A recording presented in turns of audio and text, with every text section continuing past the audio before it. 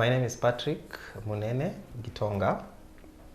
I've been married to my wife for the past 5 years.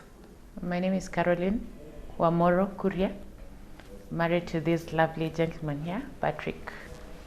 I'm 35 years old. I'll be 36 in October. Been married for 5 years, like you've heard. In July, we'll turn 5 years. So, since 2016. I work in a local airline here in Kenya. My role basically involves transfer of passengers from one point to the next. Yes, so I make sure everyone makes to their destination. We met in a Matatu. Yes. I was going to a meeting that was cancelled. Yes, and I got my jam. So I went and got into a Matatu. It was around 6 p.m. in the evening. And my main concern was, depending on where the stage was, I didn't want to sit next to someone who, I don't know, nagging or not so clean. I'm a bit of a neat flick. So I looked and I saw, oh, that gentleman in a white shirt. And I just went and sat there. No intentions, nothing. I just wanted to sit next to a clean person, probably smelling nice person. Yeah. And that's how our 5 years began. This day was awesome at work. Of course, it was way back when we were still, young, struggling. So I left work around 5:45, quarter to 6. And then there's a stage next to our workplace. So I got into an almost empty Matatu. I sat there with my earphones on. On the side of the window, I saw a beautiful lady. So I was wishing she should just come inside the Matatu and maybe I'll have a shot. So I acted as if I hadn't seen her, but at the corner of my eye, she came. Got into the Matatu. I was crossing fingers. She comes and sits next to me. All the other seats in the Matatu were not taken. So she came straight and she sat next to me. I was lost of words. Of course, I didn't want to look as if, I'm really pushy. I just want to be a gentleman. So she told me, hey, I removed the earphone, and then she asked me to open the window because she wasn't, breathing well of some sort. So I opened the window. I asked her if she was okay. Then she was okay. So we moved almost the place of alighting. We alighted before the main stage. So she was a bit pissed off with the driver. So I asked her to just calm down. We'll just probably walk together. So we alighted together on the Matatu, and then there was a really big ditch ahead of us, and she was wondering how she's going to jump. So I offered my hand. I asked her if I can help. She said, yeah, okay, but she looked a bit, reluctant.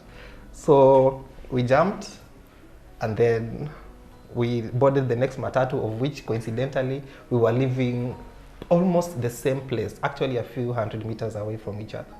So where we alighted, there was a restaurant.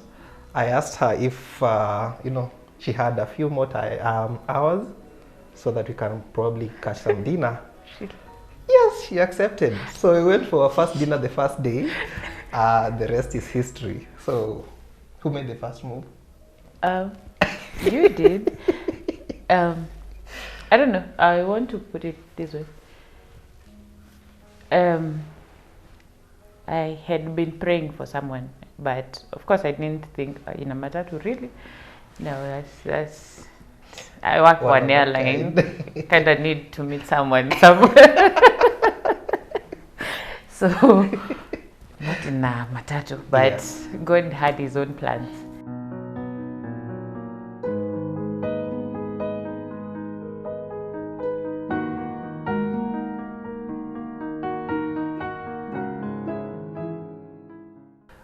The very first time that, they got to know, the parents got to know, her parents got to know, is actually her when she broke the news to them. Of course, it wasn't a direct way. She will explain on her side.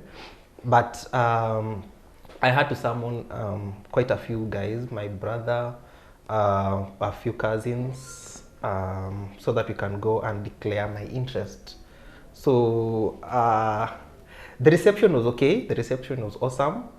I believe she was the last one to get, betrothed. They were expecting, so I didn't know quite how they would react. But as I got to her home, I was quite surprised because they like almost knew what was happening. They almost they were actually expecting. So we hadn't seen them, they hadn't seen me, but it was awesome. I'll say it took me by surprise. I didn't expect such a positive reaction.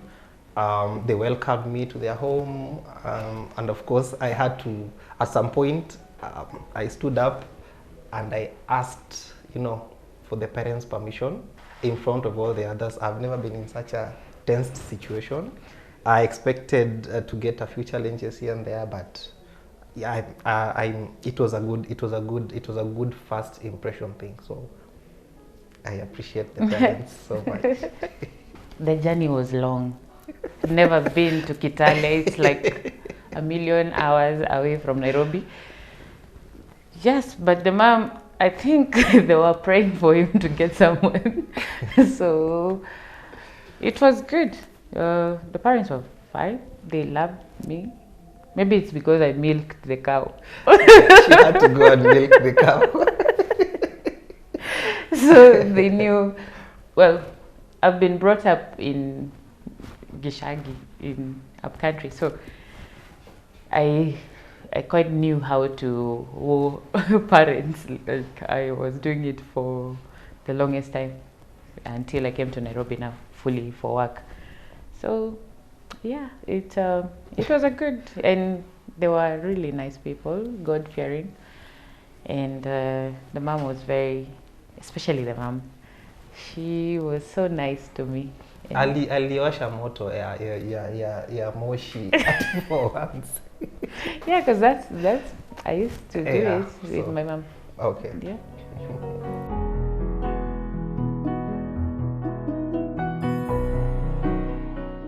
The fact that you meet a grown-up and you want to start somewhere,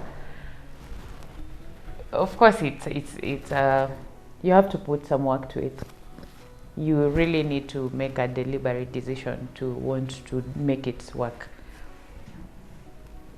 First, for myself, I'm very opinionated, and I can call myself, then I would have called myself independent because I'd stayed single for quite some time. And I think my job also empowered me to be someone who, so I rubbed off as someone who doesn't submit well at first, because before he got to understand that it's actually something that I have to adjust to, and it's something that I am working on, not because I wanted to, it's how life got me there. Maisha ilikuwa lazima ujisimamie. When you're alone, you're alone. This Nairobi, you have to be tough. So that toughness came out as disrespectful at some point. So we struggled a lot with him trying to tell me to tone it down. Yes. Till today, there are things we are adjusting on, but I can say we've made very tremendous steps. Things that were bothering us 5 years ago, right now, we have a better way of handling them, and then so I would say personality difference. Okay, so for me,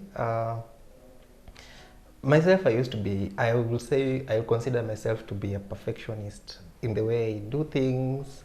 In my house, I used to stay, I was alone. I was a perfectionist. So that time when we were courting, she came to my house. I wouldn't allow her to go to the kitchen at all. I used to go there myself, cook and just get her away from the kitchen. I just tell her, just go watch. I'll do everything. I'll do all the cooking. I'll do everything for you. So I used to be a perfectionist. I used to hold so many things inside me. I didn't want to share so many things about myself, mainly because I was afraid, because I didn't know where this was going. I wanted to be sure that this is the best person for me. So the weaknesses I had wasn't giving 100% of my weaknesses to her. I was afraid of losing her. I didn't want her to know the stresses I'm going through. Yes, I was struggling. Basically, I wanted to impress her at the same time. So back to personality. I had a strong personality that he had to match, so he forgot to be himself. So at that time, ukisikia mtu anafanya kwa airline, na boss wewe una struggle huko chini. So it was quite a huge challenge for me.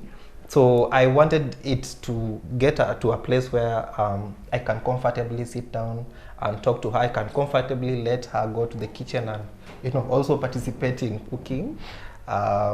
It was quite an uphill task for me, but with time, she's funny. She's a carefree person. She let me into her heart, and completely I was taken by surprise. I was able to now, get comfortable with her later on after quite a few times. So.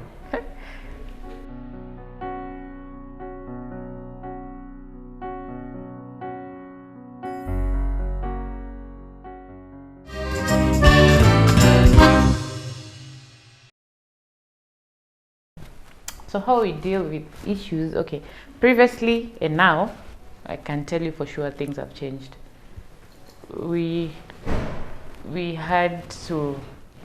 Previously we had like a standoff, like stand your ground, I stand mine. And sometimes it will end up being a prolonged 3 weeks of not talking on and off. Until now, where we had to sit down and discuss a few issues.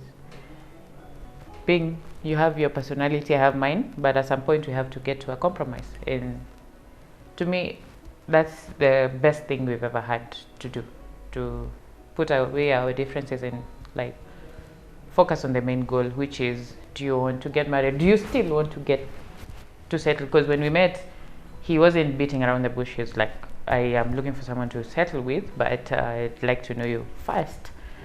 So along the way, kulikuwa na mabishano until unafika mali unaona like, did I really, of course there are times you second guess yourself, but the day we had to put, like, you have a prize, so no matter what happens hapa katikati, hizo ni side shows.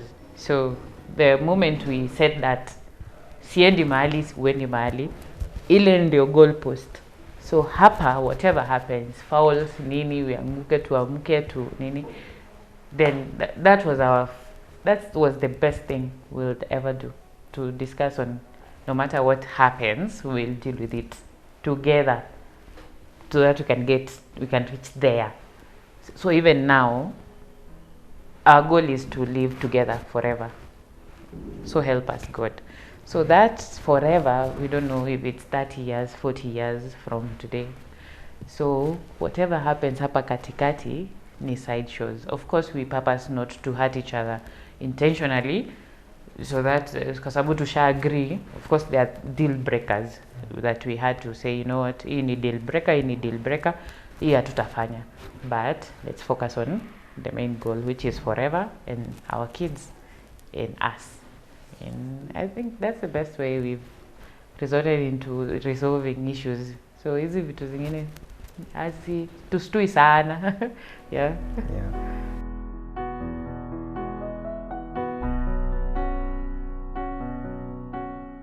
Of course, being a woman, they are taught, or they grow up, having that, knowing that they will have that ultimate, big fairy wedding that you might be seeing on TV and everything. But for us, that wasn't our main focus or our main priority, because as you know, life and times has changed, and we were mainly looking at the side of the budget. So we saw weddings, where people come, we have receptions and everything. It was a bit extravagant. So for us, we just decided to keep things low, just have a few, people just have a formal, let me say, get together of some sort. But a huge wedding wasn't really our main focus. But probably in future, kuna kitu inaitwa ndoa. Because I'm a Catholic, she's Catholic right now, we are allowed to now celebrate and call people whenever we are ready, financially stable, so that people can come together and celebrate. That is allowed in our Catholic, but just making it formal in a small ceremony, that was enough for us. I think if Kamali, we had to be real. I would have wished for a white wedding. Who wouldn't? But I was looking at the guy I'm marrying. Sasa nianze kusema wedding ya 600,000. Look at you now. Will you still? No. Like, sit down and, what is a wedding? A ceremony is good, but marriage is not. The ceremony is now what after hapo. Mimi kwanza napenda vitu customary sana, tradition. I love, because I've seen my parents, I've seen my sisters, my elder sisters, my elder bros wakienda hizo marorashio in Central, you know how it is. So I love hizo negotiations. And like him, he doesn't understand so much, but of course kwenye limelelewa huko Kitale hawana hizo, wameingiana sana na all other tribes, so he doesn't understand. So to me, the tradition one was just everything for me. Like the kwaito, what do you call them? The rorasho in Kikuyu, whatever. Huko kwenu sijui wanaita aje. Kwangu mimi, I was okay. As a woman, nilikuwa tu fine na hiyo. My parents wamejua, and the larger community. That's it. Yes, yeah. And God, of course.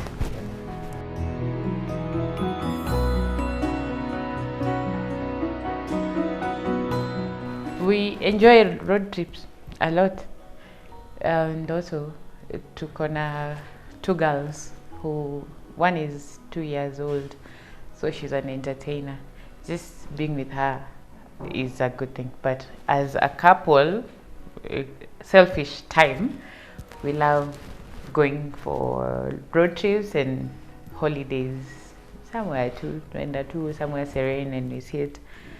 And yeah, that's our, like, we can just cruise and not having anywhere in particular that you're going. Yeah, we do random. We just do it randomly. We don't, as per se, let me say, plan ahead so much. Yeah. It's when we feel like, hey, it's been too long, dealing with kids, you just being around them all the time. Firstborn is 12, going to 13 actually, and our secondborn is 2. So it's quite hectic having them. Sometimes you feel like, hey, this is too much. Selfish break. We just have to just take a weekend. You know what? Let's go to somewhere outside town, outside Nairobi. So we just take a drive. We go there 2 days, nothing, no phones, completely off, and then we basically didn't want to lose us, like ati sabusa tulioa. We now like live like this plastic life. So what we loved to do before, we try squeeze it in at some point. This time in a nice way that will not affect our marriage, not overdoing it, but hatutaki kujilose sana. So he loved going out, I loved going out with so tukasema a better way of doing it is do it together and do it in a better manner than vile tulikuwa tunaenda. So yes, of course dates are there, but our best is road trip. We just love. So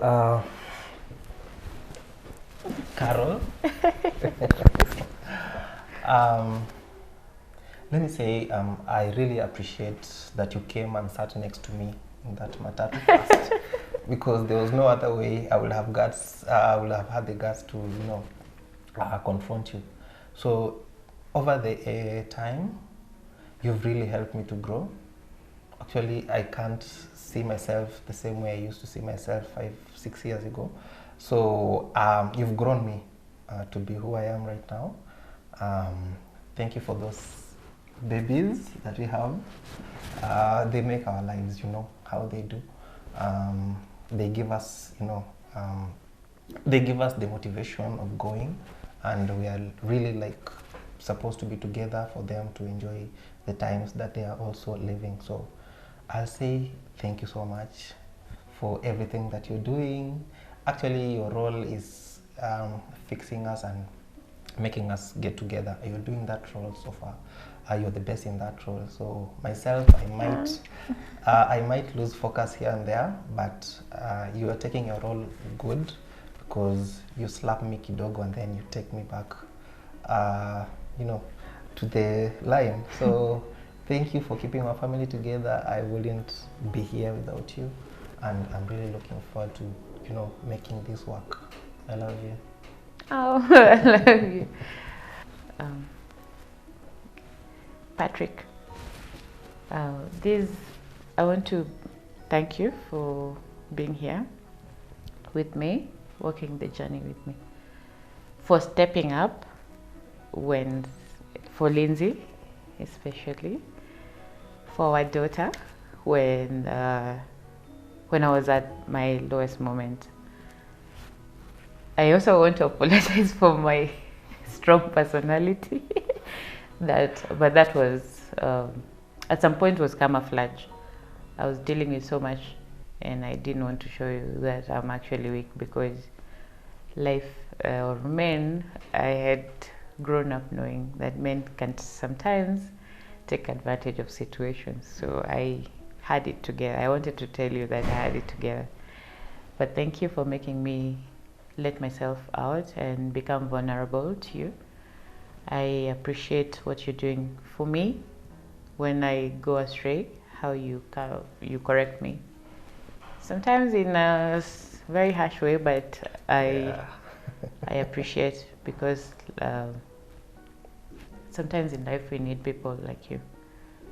You're the only person I would say right now I have as a friend, a confidant.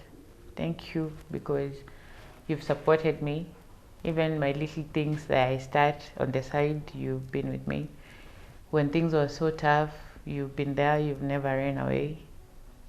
When we run out of cash, when we are having issues with family, you have stood by my side till today. I want to thank you for loving me, and I want you to know that I love you from the bottom of my heart.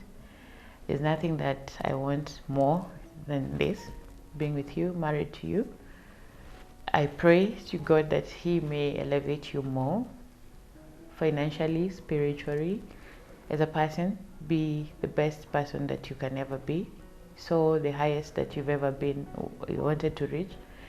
I pray every day for you. When you step out, when you go to work, I pray every day that God may keep you safe to come back to me and our daughters. And I pray that God, He will continue expanding you so much, and you'll have enough to help even the needy, like you've always wanted to. And I'll support you. I'll be here to walk with you the journey, no matter what.